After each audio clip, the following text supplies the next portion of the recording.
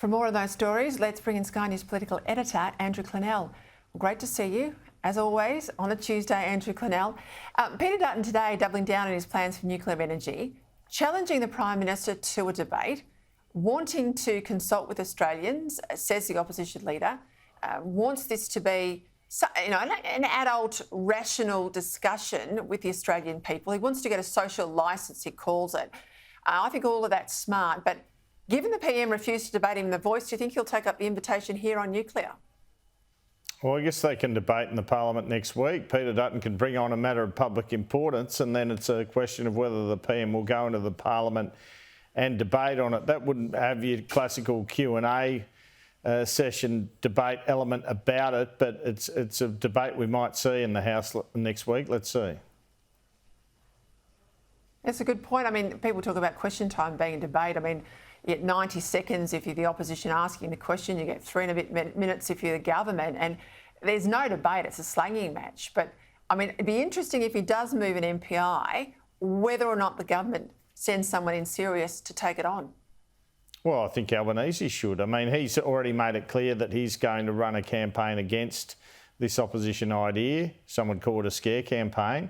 So he obviously thinks it's mad politically, so he shouldn't have any problem getting up in the Parliament and taking it on. And that would be a spectacle indeed. We should probably put some of that on politics now if it occurs. He doesn't come back against nuclear, though. This is the Prime Minister. He doesn't come back against it with thoughtful commentary or fact. I mean, it was jocular today out of the Aboriginal announcement he was making. It's all sort of, a flippant response. And then previously he's saying, it's uneconomical, or 33 other countries around the world don't think it's uneconomical. And he talks about it, not being practical and that the market has decided. Well, there is no market in Australia because nuclear power is banned. I mean, do you think he's going to be able to debate this or even discuss this, Andrew, in a serious, rational way, or is he spooked by it? Does he have to is the question. I mean, the issue for oppositions when they come up with big ideas like this is the governments just rally their departments to come up with reports saying it's not possible. So that's the way this will go. It has growing popularity within the public. I mean, I hear that even colloquially, locally, should I say, when I talk to people. So it's going to certainly liven up the next election campaign. There's not much question about that. But they've got a hard road to hoe, I think, the opposition. It's hard enough to argue these big new ideas from government, let alone opposition. Yeah, I am pleased, though, that we're having these sorts of discussions finally back in politics, and it's not just the low rent sort of personal stuff. There was a report out today, I read it, and I tell you, there was one thing in it that shocked me. Not that we've got this so-called all-time housing crisis and affordability crisis, cost of living out of control. We know all of that. This is the Housing Affordability Report. It says on average, though, that households are spending around 48%, so almost half of their income, on mortgage repayments. That's what shocked me. That's the average sort of component people are paying out from what they've got coming into the home. Renters have had an increase of nearly 24%. Vacancy rates sit below 1%. We know those issues are there for renters, but I tell you, how on earth do you survive, Andrew, if half your income goes out the door in a mortgage? And then secondly, for the government, this is a challenge to the Treasurer. How do you deal with that sort of mortgage stress in the budget in a way that's actually meaningful? Because I don't think there could be a handout that's going to touch the sides there.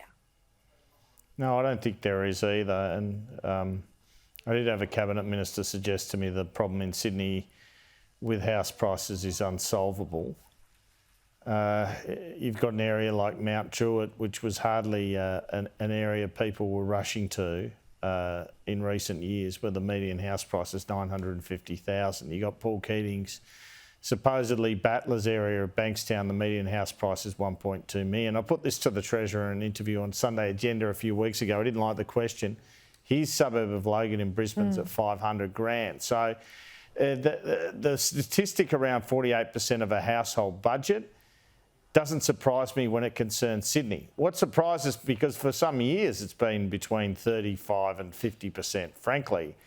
But nationally, it is shocking. Nationally, it is shocking. And look, I mean, I did a few door knocks with candidates in the state and federal elections. In the state election after the rate hikes, a gentleman working from home had babies there or whatever was saying, yeah, just anything for a rate to stop these rate hikes. You know, I bought this place a year ago and it's gone up so much. So the rate cuts are critical politically for the government, but also just plain economically, because if Michelle Bullock digs in and doesn't do them by the end of the year, people are going to go bust, unemployment's going to rise, people are going to go out of business, and we're going into a recession. So the Reserve Bank, I know they've got a cautious approach on inflation, but they can't really muck around here after the last GDP figures. It needs to occur sooner rather than later. I don't think anyone would begrudge them another monthly or even quarterly inflation figure to make sure. But after that, they have to move. The cost of housing is going up. It's a significant contributor to inflation. And so it ends up becoming sort of this vicious circle instead of, because the Reserve Bank's pushing up, keeping rates high, which is pushing up rents, which in itself pushes up inflation. Now that it's in the threes, they've got to take a good look at that, the Reserve Bank. And the other thing, which the opposition will tackle ahead of the election with a policy, and say we can do better than this on Labor, which comes into play with that shocking rental vacancy figure you showed, only 0.7%, it's shocking, is immigration. You know, there's no point letting 500,000 or 600,000 people in here a year if you haven't got the housing for them. You're just squeezing the people already here. Let me just jump in there though. You and I both know they made a judgment call, right?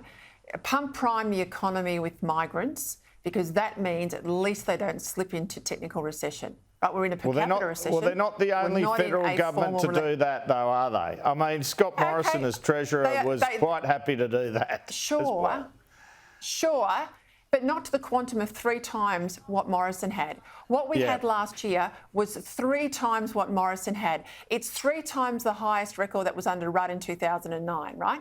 So what they're doing here is pump priming the economy, quite rightly, but it's tepid growth, Andrew. It is not strong productivity-driven growth. It is tepid growth. And once they start to pull back on migration, which they have to, punters are cranky, the cities are crowded, all of the infrastructure is a bottleneck, they'll pull back that number and they risk going into next year's election year in a recession. I mean, that's how dicey it could be. So this is why it's a line ball call. Hey, just quickly before we go, I know we're close on time.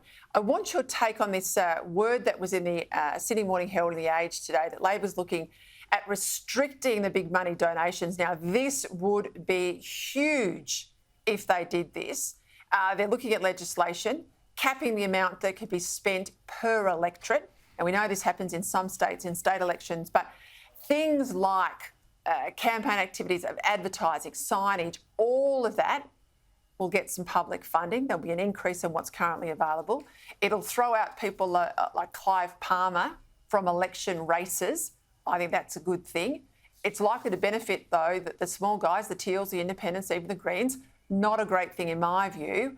It won't come in until after the next election. And I'm interested, are they going to hold back the unions as much as they might hold back the big major parties? What's your sense of it all? Well, I knew you were going to ask me about this, so I did some checking. The changes would also apply to unions, but it would be a significant cap, not like what the states have. There would be caps in individual seats. You can imagine the Teals won't like that. It's about trying to stop Clive Palmer and Simon Holmes at court, particularly Palmer, influencing elections. But Don Farrell's the Minister in charge, Special Minister of State. I think he wants bipartisan support, otherwise it becomes very difficult. He wants support from as much of the Parliament as he can get. That might be difficult. You might be better off with some other things he's looking at, like real-time disclosures of donations within 7 days, and perhaps just a cap at the very top end on the Palmers of the world. Some of these other changes, they're just going to be harder to get through. And look, they have been subject to High Court challenges before. Are you telling me Clive Palmer's not going to go to the High Court on this in terms of the implied freedom of political association in the Constitution? That's where this would head. Yep. So it's a long... the story is broadly accurate in terms of what the government's trying to do, but we are a long way from this going through the Senate, becoming law and coming into practice, Peter. Just quickly, any sense on the timing? Would we see it in the coming months, at least in terms of sort of exposure draft? So he wanted to do it, Farrell, before the end of last year. Obviously hasn't been able to negotiate successfully with the parties, so you're probably looking at the tail end of this year if it does happen at all. Maybe so, I suspect some of it will definitely happen in the next few months, but it's whether you can get over the line on those bigger reforms. And the view of the government is they need broad agreement on them. A little bit of a rumour out there today. Yeah, land a bit of the facts for us tonight. Andrew, thank you as always.